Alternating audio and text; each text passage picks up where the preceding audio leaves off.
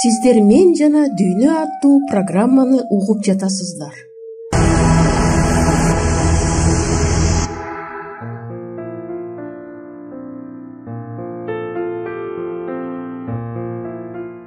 Ассалому алейкум. Кудай сиздерди колдосун, кымбаттуу достор.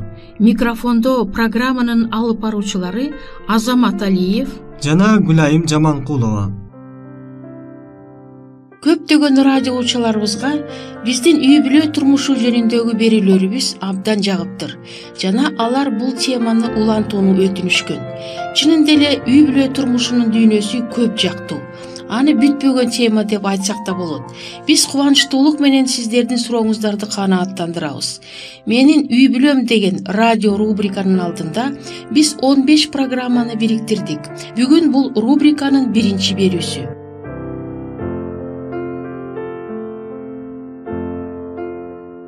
Берүүбүздүн экинчи бөлүгүндө биз сиздерди рухий ой жүгүртүүгө чакырабыз. Ыйык Инжил китебинде Ыйсанын момундай сөздөрү бар. Келгиле, менин атам алкагандар. Дүйнө жаратылгандан бери силерге даярдалган падышалык мураска ээ болгула. Муну уккан же окуган адам дароо эле суроо берет. Мен кантип ушул Кудайдын падышалыгына ээ боло алам? Буга бара турган жол кандай? Бул суроого Ыйса өзү мынтип жооп берет. Мен жол, чындык жана өмүр экенмин. Мен аркылуу болбосо Кудай атама эч ким келе албайт. Кымбаттуу угармандар, ушул сыйкырдуу сөздөрдүн маанисин ачыш үчүн ар жума сайын бейшемби күнү кечки 8 саат 30 минутада биздин ой толгообузду сиздерге сунуш кылмакчыбыз. Чындыкты издеген ар бир адам бул берүүлөргө кош көңүл болбойт го деген ниеттебиз. Кечиңиздер куунак болсун.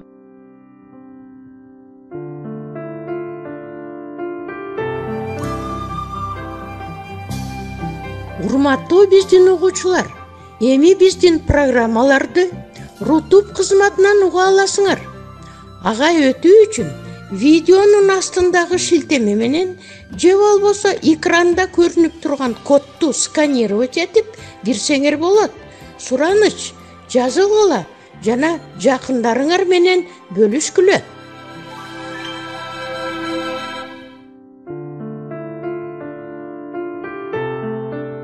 Анда эмесе берүүбүздүн биринчи бөлүгү менин үй бүлөм аттуу рубрикабыз. Жубайлардын бири-бирине шайкеш келишинин 6 мыйзам ченемдүүлүгү.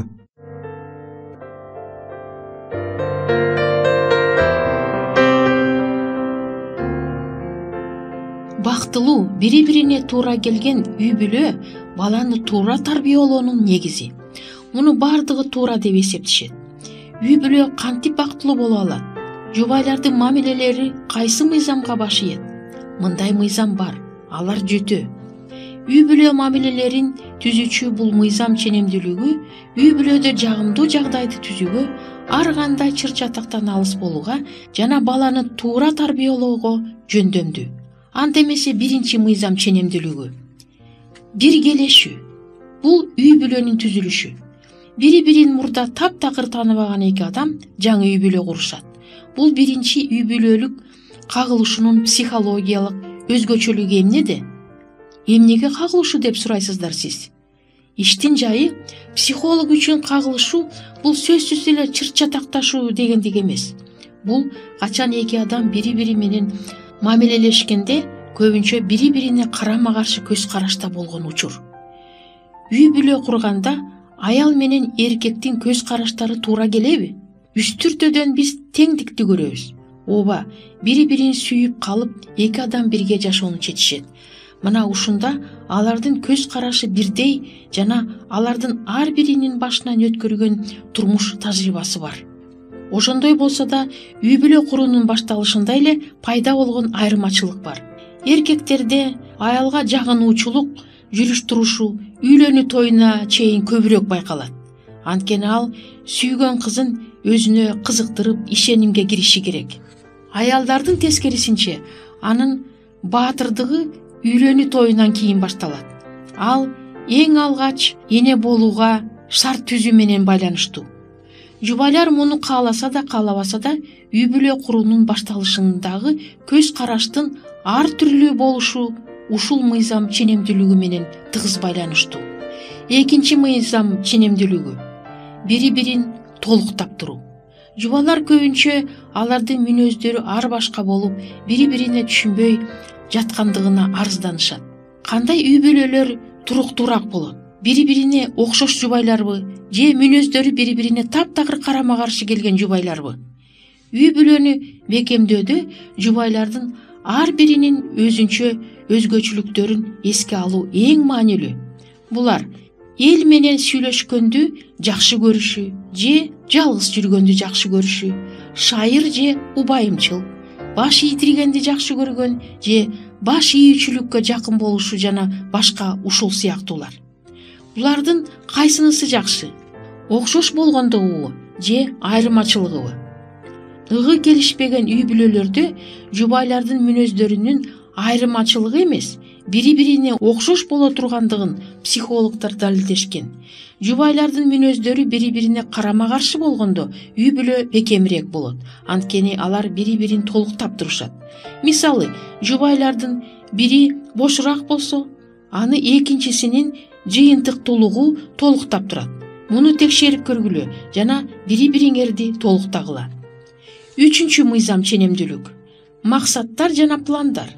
Үй бүлөдө жагымдуу жагдай болуш үчүн сөзсүз эле бири бирине жагымдуу карап, бири бирин сүйүп гана жөн болбостон, чогуу бир жакты кароого жөндөмдүү болуу керек экендигин психологдор айтышат. Үй бүлөнүн турмуштук максаттары карама каршы болбошу керек. Үй бүлөдөгү чыр-чатактын көбү жубайлардын пландары менен максаттарынын туура келбегендигинен болот. Үй бүлөдөгү мамилени сактап калыш үчүн бирөөсүнүн баш ийишке туура келет. Муну кантип жеңсе болот? Эң алды менен ар бир иштин натыйжасын карап көрүш керек. Эгерде анын натыйжасы маанилүү болсо, анда муну ким жакшыраак аткарат деген суроо туулат. Өзүңөрдүн планыңардан баш тартуудан коркпогула жана бири бириңердин планыңарды аткарууга кубанычтуулук менен ишкердүүлүк менен катышкыла. Төртүнчү мыйзам ченемдүүлүк. Таанып билүү. Көбүнчө жубайлар бири бири жөнүндө бардыгын, мүнөзүн, жүрүш турушунун өзгөчөлүктөрүн жакшы билебиз деп ишендиришет. Бул ушундайбы? Жада калса китепти да биз бир нече жолу кайталап окуп, андан улам жаңы бир нерселерди табабыз. Ал эми биз адамдар өзүбүздүн ички дүйнөбүздө абдан өзгөрүлмөлүбүз. Албетте тааныбаган кишини сүйүп жана ага толугу менен ишенүүгө болбойт. Катылуу ар кандай сыр өзүнө тартат, бирок белгилүү бир чекке чейин. Жакын, сүйүктүү адамыңды күнүгө изилдеп билүү пайдалуу. Бешинчи мыйзам ченемдүүлүк. Түшүнүү жана кабыл алуу. Мисалы, дүкөндөгү сатуучу өзүнүн көңүлүнүн кандай экендигине карабастан сатып алуучулар менен сылык болушу керек. Үй бүлөдөгү мамиле бул бөлөк. Үй бүлөдө бет каптын, орусча айтканда масканын кереги жок. Үйдө адамга бет капсыз таза мамиле кылуу керек. Эгерде үй бүлөдөгү абал түшүнүүгө жайсыз болсо, анда адам бет кап кийүүгө мажбур болот. Үй бүлө эс ала турган жай болуш керек экендиги жалпыга жакшы белгилүү. Мындай жагдай чоңдорго да, балдарга да керек. Алтынчы мыйзам ченемдүүлүк. Эмоционалдык жетилүү жана жоопкерчилик сезими. Эмоционалдык жетилүү дегенди сүйүүнү керектөө катары эмес, жубайыңыздын сүйүүгө жөндөмдүүлүгүн түшүнүш керек. Эмоционалдык жактан жетиле элек адамдын алам дегени берем дегенден көбүрөөк болот. Алар өзүлөрүн жакшы сүйүлбөй, каралбай, эркелетилбей калгандай сезишет. Алар илгеркиден калган мына бул акылман сөздөрдү унутуп коюшкан. Алгандан көрө берген ыракат. Жоопкерчилик сезими үй бүлөдөгү жүрүш туруштун формаларын ордуна коюу милдетин аткарат. Каалаганына же каалабаганына карабастан, жубайлардын көңүлүнө, эмоционалдык абалына карабастан бири-бирине камкордук кылуунун негизинде үй бүлөдөгү жүрүш туруштун белгилүү бир чеги болуш керек. Эмоционалдык жетилүү да жана жоопкерчилик сезими да өзүнөн өзү пайда болбостугу жубайлардын эсинде болушу пайдалуу. Бул эки сапатты ар ким өзүндө тарбиялашы керек. Үй бүлөдөгү тартиптин мааниси мына ушунда. Мына ушул 6 мыйзам ченемдүүлүк жубайлар бири-бирине туура келген үй бүлөдө жубайлар бири-бирин кандай болсо ошондой кабыл алышат. Биринин жакшы жагын экинчиси баалап, ийгилигине кубанат. Алсыз жагын туура түшүнүп, ага чыдамкайлык менен мамиле кылат. Көп нерселерге кечиримдүүлүк кылышып, жубайлар бири-бирин башкача кылып жасай алышпайт, бирок сүйүүнүн негизинде кайсы бир жерин өзгөртүшү мүмкүн. Эң негизгиси жубайлар ар ким өзүнүн үстүнөн иштеши керек. Мындай сүйүү адамга канат бүтүрөт. Өз үй бүлөңөрдө ушундай сүйүүнү түзүүгө аракет кылгыла.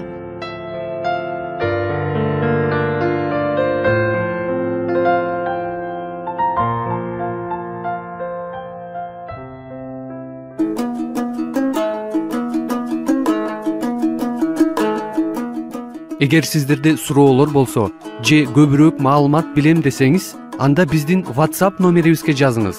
+1 301 760 60 70. Кайрадан +1 301 760 60 70.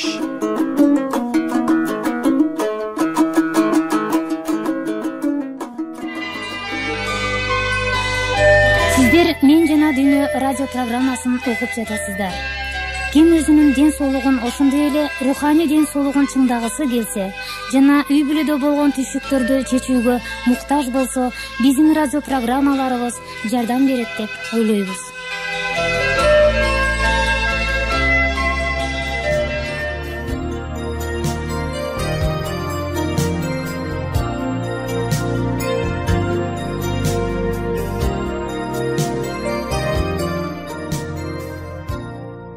Азыр болсо сиздерди рухий ой жүгүртүүлөргө чакырабыз.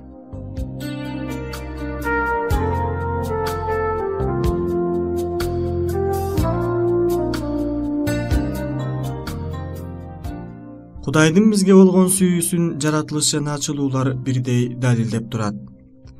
Биздин асмандагы атабыз өмүрдүн, акылмандыктын жана кубанычтын булагы. Жаратылыштын таңгаларлык сонун чыгармаларын карап көргүлөчү. Жалаң эле адамдын эмес, баардык түрү жандыктардын бактысы жана пайдасы үчүн алдын ала эң сонун кам көрүлгөндүгүн ойлонуңуздар. Жер, тоолор, деңиздер жана талаалар аларга нурун чачып жарык берген, кубаныч төккөн күндүн нуру жана жамгыр баардыгы жараткандын бизге болгон сүйүүсүн айтып турат. Өзүнүн баардык жараткан жандарынын эң керек муктаждыктарын канааттандырып турган жалгыз Кудай. Бул тууралуу Дөөт падыша эң сонун айткан. Баардыгынын көздөрү өзүңдөн үмүт кылат. Алардын шыбагасын өз маалында бересиң. Колуңду ачасың да баардык жашап жаткандарды жакшы көрүп, өз кешигин берип тоюндурасың. Кудай адамды ушунчалык касиеттүү жана бактылуу кылып жараткан. Жараткандын колунан жаралган жер дагы эң сонун болчу. Анда чириндинин издери да, каргыштын көлөкөсү да жок эле. Кудайдын мыйзамын, сүйүүнүн мыйзамын бузуу бул дүйнөгө кайгы менен өлүмдү алып келди. Бирок ошол күнөөдөн жаралган кайгыда да Кудайдын сүйүүсү көрүнөт. Кудай жерди адам үчүн каргышка алган, деп жазылган Мусанын 1-китебинде. Эмгекке, көр түшүккө толо өмүрдү өткөрүп жаткан адамдын жашоосундагы кыйынчылыктар менен сыноолорду жараткан өзү адамга адамдын өз бактысы үчүн тарбия катары ыйгарган. Себеби адам өз күнөөсүнүн кесепетинен тукум курут болуп кетмек. Бузулган бул дүйнөдө азап менен кайгы эмес, табигаттын өзүндө үмүт менен жубатуунун кабары бар. Тикенектерде гүл өсүп, тикендүү бадалда розалар гүл ачат. Ар бир ачылган бүчүрдө чыккан чөптө Кудай бул сүйүү деп жазылган. Дүйнөгө кубанычтуу ырын жар салган укмуштуудай куштар, кубулжуган түркүн түстүү, көз жоосун алган, татына жыпар жыттуу гүлдөр, токойдогу барпайган, ажайып жалбырактуу зор дарактар, бардыгы биздин Кудайдын мээримин, аталык камкордугун жана анын өз балдарына бакыт берүүнү каалагандыгын күбөлөп турат. Кудайдын сөзүндө анын мүнөзү көрүнөт. Анын сүйүүсүн, кайрымдуулугун Теңирдин айткандары далилдейт. Мага өзүңдүн даңкыңды көргөзсү деген Мусанын дуасына жооп кылып, ал мындай деген: Мен сенин алдыңда бардык жакшылыктарымды аткарам.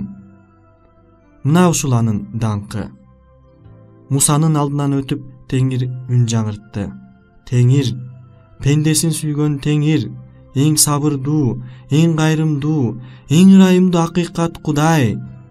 Миңдеген тукумга ырайымдуулугун сактай турган, алардын кылмышын жана күнөөсүн кечире турган, бирок эч качан жазасы калтырбай турган Теңир. Ал абдан ырайымдуу жана чыдамдуу, анткени кечиргенди жакшы көрөт. Кудай асман жердеги эсепсиз жашааналары менен бизди өзүнө тартып алды. Ал сизге өзүн жаратылыштын кубулуштары аркылуу, ошондой эле жер жүзүндөгү адамдарды бириктирген тыгыз, мээримдүү байланыштар менен ачып көргөзүүгө аракет кылган. Бирок бул дагы анын бизге болгон сүйүүсүн толук көргөзө албайт. Ушул бардык далилдерге карабай, бардык чындыктын душманы шайтан адамдардын акылын ушунчалык сокур кылып салгандыктан алар Кудайды каардуу жана ырайымсыз деп эсептеп, коркунуч менен карап калышкан. Шайтан адамдарды Кудайдын негизги касиети каардуу сот, сурак деп ишендирген. Ошентип Кудай адамдар үчүн каардуу сот жана таламы күчтүү карыз бергич сүткор болуп калган. Шайтан жараткан Кудай адамдардын саризине сая түшүп, текшерип, каталарын, кемчиликтерин эсептеп, чоттоп, анан аларды жазалай турган кылып көргөзгөн. Ушул караңгылыкка шоола берип, Кудайдын дүйнөгө чексиз сүйүүсүн ачуу үчүн бул дүйнөгө Ыйса келген жана адамдардын арасында жашаган. Кудайдын рухий уулу атабызды бизге билгизиш үчүн асмандан келген. Кудайды эч ким эч качан көргөн эмес. Кан жанынан жаралган жалгыз уулу бизге келди. Уулунан башка атасын эч ким билбейт жана уулу гана атасын бизге көрсөтөт.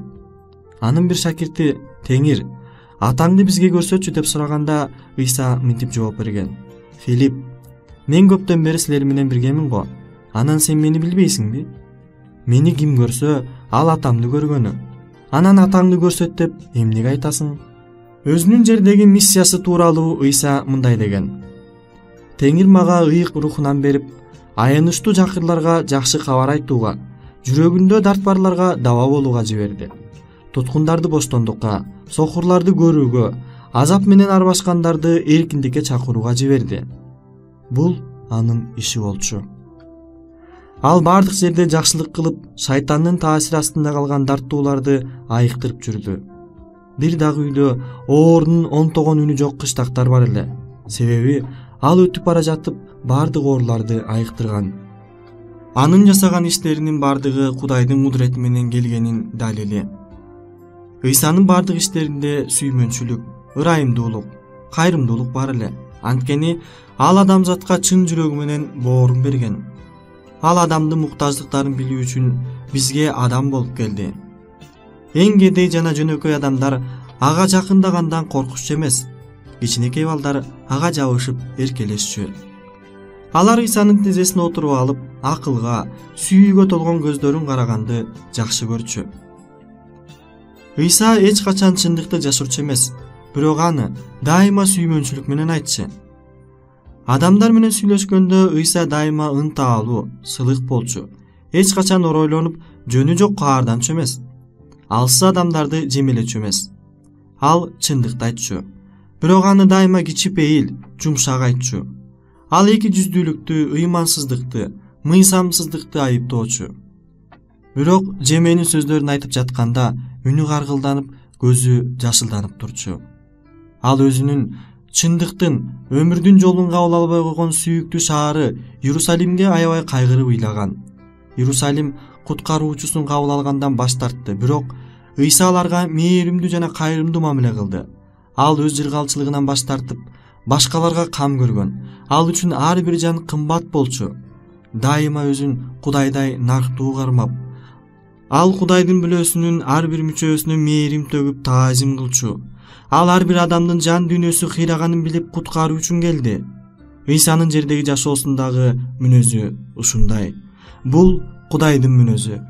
Кымбаттуу угармандар, ушул рухий ой жүгүртүүбүздүн уландысы келерки берүүбүздө.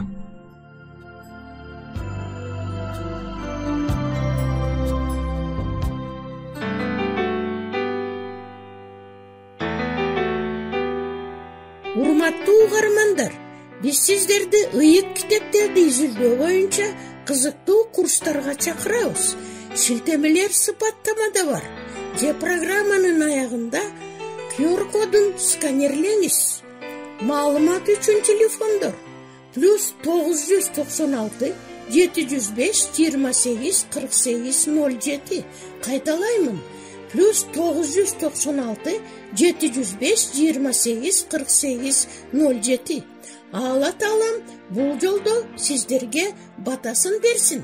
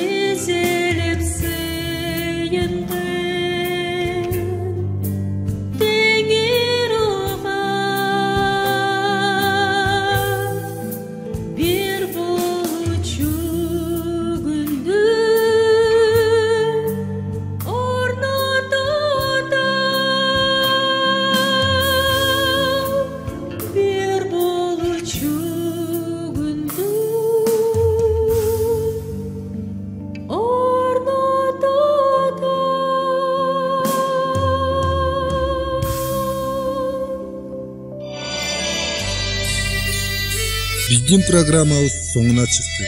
Көңүл бурганыңыздар үчүн сиздерге чоң ыраазылыгыбызды билдиребиз. Сиздер менен дагы кайрадан аба толкунунда жолугушабызго деген үмүттөбүз. Саламатта болуңуздар.